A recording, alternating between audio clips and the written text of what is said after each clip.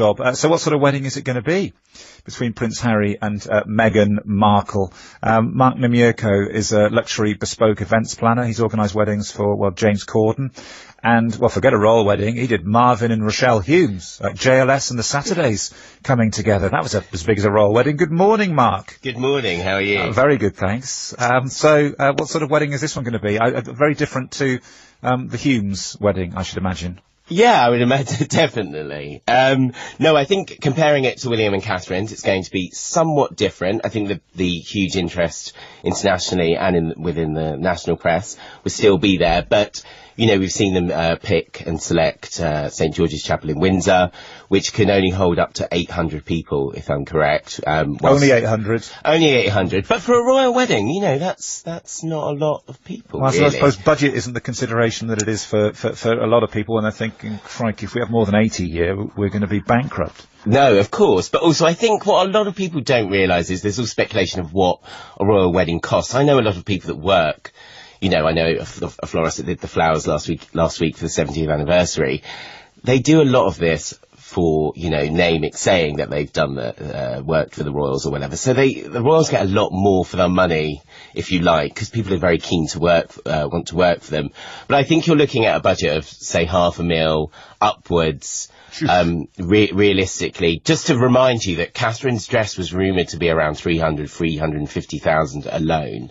But also choosing Windsor will hopefully the British public will be happier. It will cost less to shut down Windsor than it would London, from a security point of view, which that cost is always picked up by the state. So, you know, so there's a number of changes there. And I also think with Meghan and Harry, having watched that interview, they're clearly very much in love. And Harry, having been a guest at one of my weddings, is a very laid back kind of character, and he loves fun. Whose wedding was he at?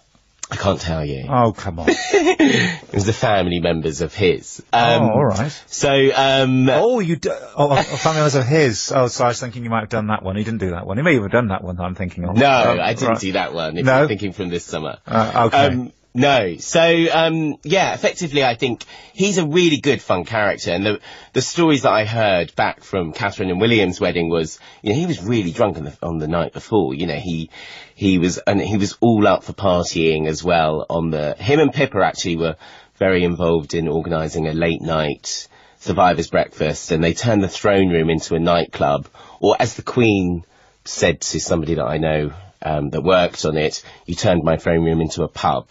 No, so be honest with me now. Yeah. Be honest with me. When you come to do these weddings, sure. Who spends more, old money or new money?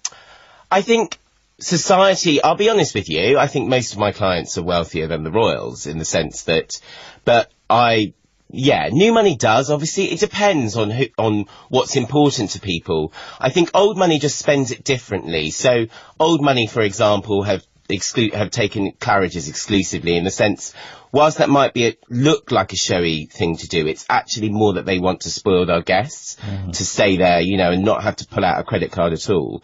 You know, we're chartering a train next year to go from Victoria to Oxford for a wedding at Blenheim Palace. It's those kind of things I think I encourage my clients to spend more on. So even if they are society or new money, they just spend it in a different way, I feel. So whether you're a footballer's wife or a Russian oligarch or, you know, a Chelsea girl, you're still spending a similar budget with me, but, you know, certain things are more important to you than... Okay. I bet you a bottle of Bucks Fizz now, Mark, that they'll have Ed Sheeran at the reception. Do you think? Yeah. Do you think that's a bit boring? Yeah, I do. Thank you, Mark. Mark Niemierko. It's 5 to 9. Bottle of Bucks Fizz, you're the last of the big spenders, you, Ollie. I'm heading up to the attic now here at the